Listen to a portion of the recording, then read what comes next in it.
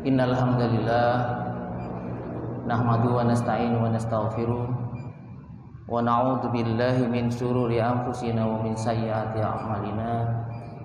May yahdihillahu fala mudhillalah wa may yudhlil fala hadiyalah. Asyhadu an la ilaha illallah wa asyhadu anna Muhammadan abduhu wa rasuluhu la nabiyya ba'dah.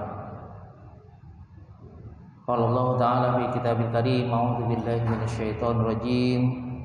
Ya ayyuhalladzina amanu kutiba 'alaikumus syiyam kama kutiba 'alal ladzina min qablikum la'allakum tattaqun.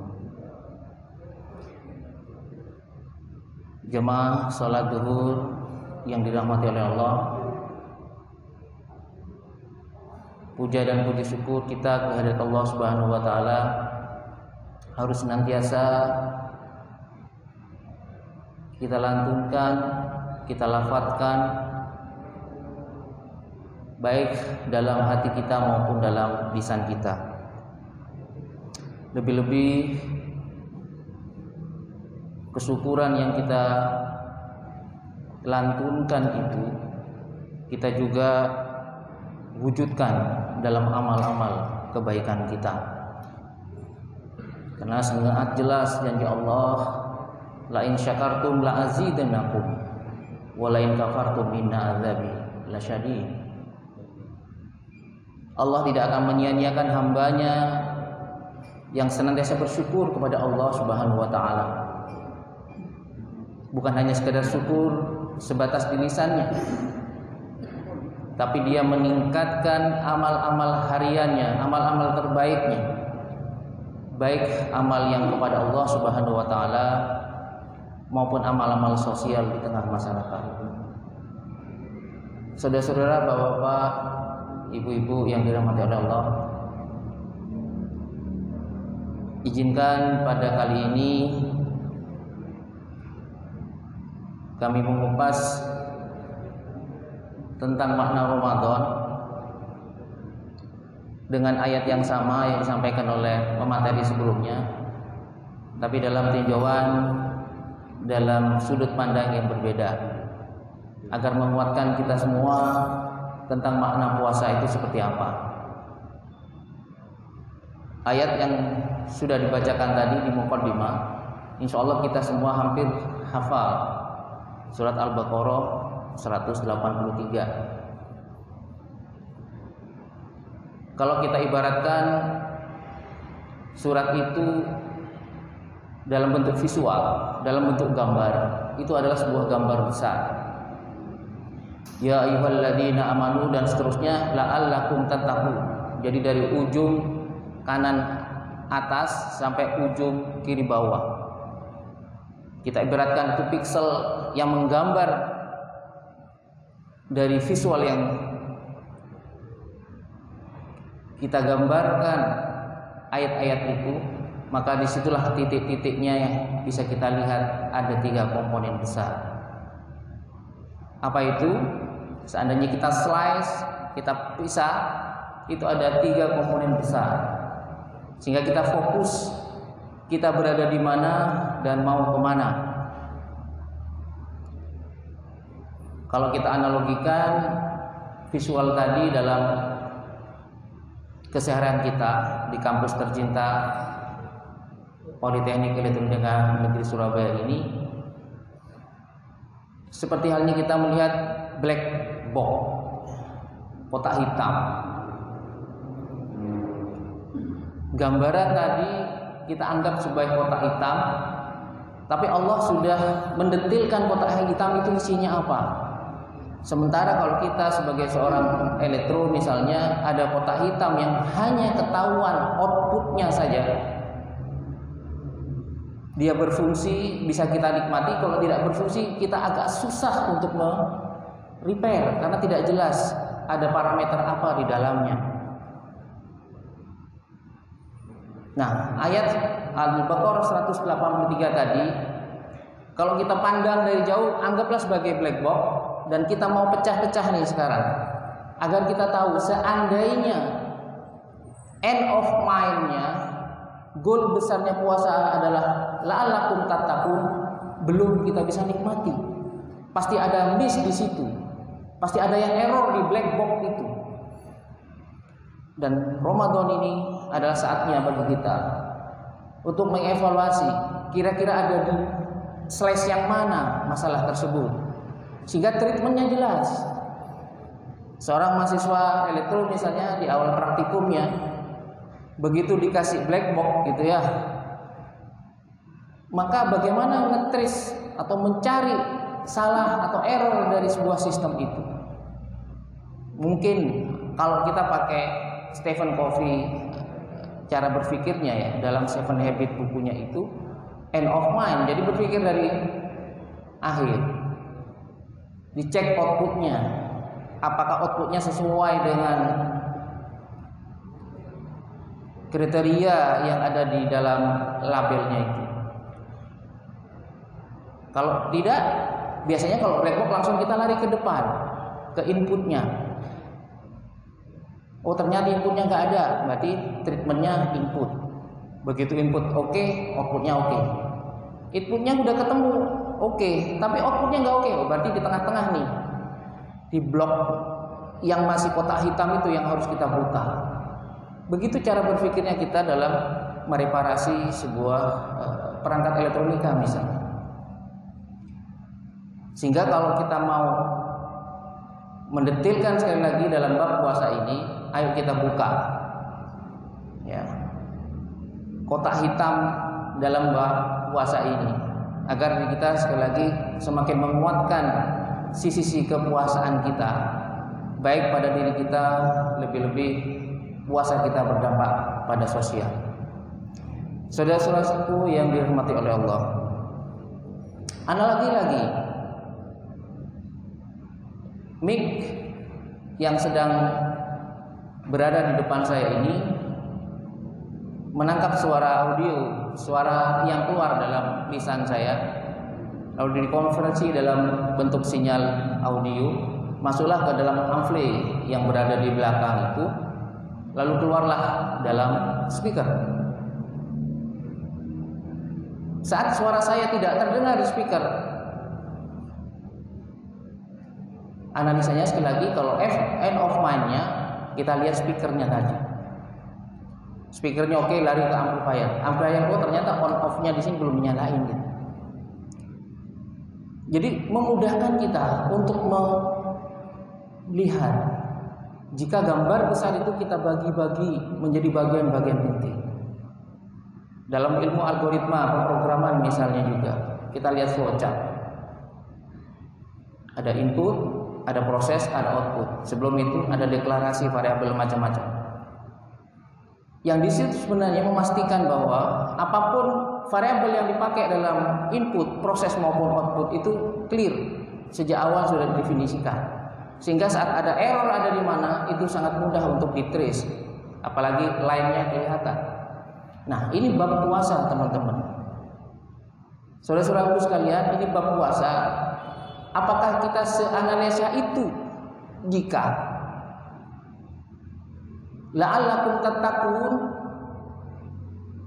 yang melekat pada diri kita tidak meningkat antara Ramadan yang sekarang dengan Ramadan yang kemarin, atau kita turunkan antara ketakwaan kita Jumat yang pekan ini misalnya dengan Jumat pekan yang lalu, karena goal Jumatan juga adalah bagaimana meningkatkan sisi ketakwaan kita kepada Allah Subhanahu wa taala. Nah, di dalam bab puasa ini, di dalam surat Al-Baqarah tadi, kalau kita bagi ada 3 komponen besar di situ. Yang pertama, ya ayyuhalladzina amanu. Inputnya adalah orang-orang yang beriman.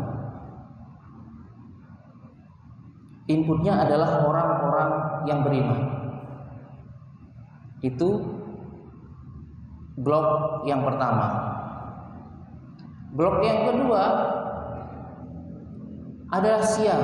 Kutiba alaikumus siyam.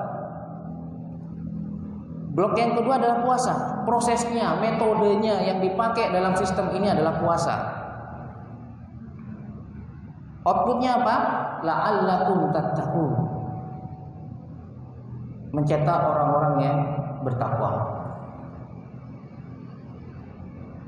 Sehingga dengan mengenal 3 komponen besar ini, mulai dari orang-orang yang beriman sebagai input, prosesnya adalah puasa dan outputnya adalah ketakwaan kepada Allah Subhanahu wa taala. Dari situ kita mulai menurunkan, mendetailisasi gambar besar itu. Kalau kita zoom per bagian itu akan menjadi sesuatu yang lebih nampak lagi. Apa itu? Tentang orang-orang yang beriman. Mulai dari input ya. Saudara-saudaraku yang dirahmati Allah, Allah mewajibkan berpuasa kepada hambanya ini dengan acuan di ayat tadi, kutiba alaikumusiyam kama kutiba alal ladzina min qablikum, itu untuk memastikan kepada kita. Tersiratnya versi saya adalah puasa itu berat. Puasa itu berat. Tapi Allah memberikan penerangan di situ, memberikan catatan di situ, sebagaimana orang-orang terdahulu. Artinya puasa ini bukan hanya untuk zamannya Rasulullah SAW dan umatnya, tapi umat-umat sebelumnya juga dapat amanah puasa itu. Artinya ini untuk menguatkan kita bahwa puasa itu, kalaupun kita terima berat, entah menahan lapar dan hausnya itu, dipastikan dulu pernah. Umat yang sebelumnya Nabi Muhammad itu juga pernah. Seandainya kita memotivasi diri kita. Lalu yang terakhir, la'allakum tattaqun. Goalnya ketakwaan itu seperti apa? Ini menarik. Seandainya teman-teman yang pernah belajar ilmu cascade ya, kaskade gitu ya. Jadi input, proses, output. Outputnya itu nanti masuk input lagi, diproses lagi menjadi output. Itu akan ada peningkatan dan seterusnya. Nah, prosesnya adalah diri kita ini. Di variabel manusia itu. Kita bisa bayangkan antar Jumat satu dengan Jumat yang lain, ketakwaan kita masuk lagi menjadi input, diproses lagi dalam katakanlah konteks Ramadan lagi, itu pasti yakin akan mendapatkan ketakwaan semakin meningkat. Nah, kalau tidak meningkat, sekali lagi ada sesuatu. Saya ngomong seperti ini, di Amfli itu dikuatkan beberapa kali, maka terdengar suaranya lebih besar. Kalau suaranya sama, pasti faktor pengalinya itu adalah 1 atau tidak lebih dari 1. Karena kalau lebih dari 1 pasti kekuatannya lebih. Sehingga kalau tidak meningkat ketakwaan itu, pasti ada sesuatu yang bermasalah dalam bab puasa itu. Apakah betul keimanan kita kepada Allah Subhanahu wa taala sudah benar atau tidak? Oke. Kita masuk tentang yang iman dulu. Kalau enggak cukup waktunya, kita mungkin di jadwal berikutnya. Allah mengingatkan kita, siapa sih ciri-ciri orang yang beriman itu? Kita detailkan yang input ya. Dalam surat Al-Anfal dengan indah Allah menggambarkan. Al-Anfal ayat yang kedua sampai yang ketiga. Innamal mu'minuna alladzina idza dzukirallahu wajilat qulubuhum wa idza tuliyat 'alaihim ayatuhu zadatuhum imana wa 'ala rabbihim yatawakkalun alladzina yuqimuna as-salata wa mimma razaqnahum yunfiqun ulaika humul mu'minuna haq. Jadi ada 4 kriteria orang-orang yang beriman itu. Innamal mu'minuna innamal mu'minuna alladzina idza dzukirallahu wajilat qulubuhum. Jika dia mendengar asma Allah dilantunkan, maka bergetarlah hatinya. Saat kita mendengar azan, apakah hati kita kita bergetar untuk memberikan. Getar itu bagian dari sensor ya, untuk menggerakkan, untuk memerintahkan otak, dan otak memproses dan menyuruh. Aktuatornya itu adalah tangan dan kaki untuk bergerak ke kamar mandi misalnya untuk segera berwudu. Itu ciri satu. Jadi mohon maaf, selama Ramadan yang sudah dapat 4 hari ini sampai nanti akhir Ramadan, apakah sholat wajib kita ada peningkatan, baik dari frekuensinya, sholat 5 waktunya berjamaah, frekuensi ya, lebih-lebih kualitasnya itu kalau dulu nunggu iqomah baru berangkat misalnya, atau setelah Ramadan sudah adzan berangkat, sehingga semua takbiratul ihram seorang imam tuntas dilakukan oleh makmum dari awal. Kan konon katanya kalau kita melihat keimanan seseorang dengan performa terbaik, lihatlah dia terlambat sholatnya atau tidaknya selama 40 hari. Lo bisa bayangkan 5 waktu aja kita tidak terlambat takbiratul ihram itu sungguh luar biasa beratnya. Tapi bukan berarti tidak bisa. Nah, ini adalah sarana kita untuk memastikan betul nggak hati ini bergetar saat mendengar adzan Allah Subhanahu wa taala. Itu yang pertama. Lalu yang kedua, wa idza tuliyat alaihim ayatuhu zadatuhum imana. Jika dibacakan ayat-ayat Allah, jika mendengar ayat-ayat Allah seperti halnya kita kajian siang ini misalnya, maka zadatuhum imana, naik imannya. Maha suci Allah, maha benar Allah, begitu seterusnya, sehingga memantaskan diri ini. Benar nggak saya ini udah pantas masuk surga Allah Subhanahu wa taala? Kalaupun pantas, saya nanti masuk surga di pintu yang keberapa? Jadi 2 ini saja ya, sebelum saya melangkah ke yang ketiga dan 4 syaratnya, monggo kita catat bersama-sama. Bukan hanya sekedar dicatat dalam otak kita, tapi dicatat dalam hati kita. Karena bergetarnya hati itu ya di dada kita. Karena naiknya keimanan itu adalah di hati kita. Seandainya ya seperti halnya sekarang aplikasi-aplikasi banyak, apa yang lagi dipikirkan oleh kita itu keluar dalam display di atas kepala kita, itu sungguh menarik. Parameter keimanan kita itu berapa persen? Itu sungguh luar biasa. Tapi karena rahasia hati itu hanya Allah yang tahu, maka ayo kita ukur betul parameter keimanan yang ada dalam diri kita. Karena apa? Semakin tinggi keimanan kita, yakinlah outputnya itu juga semakin besar, takwanya semakin besar. Sebagaimana ini ampli gitu ya, begitu suaranya saya kecil, meskipun itu pengalinya sama, tidak dikurangi volumenya, tapi saya kecilin suara input saya 1, 2,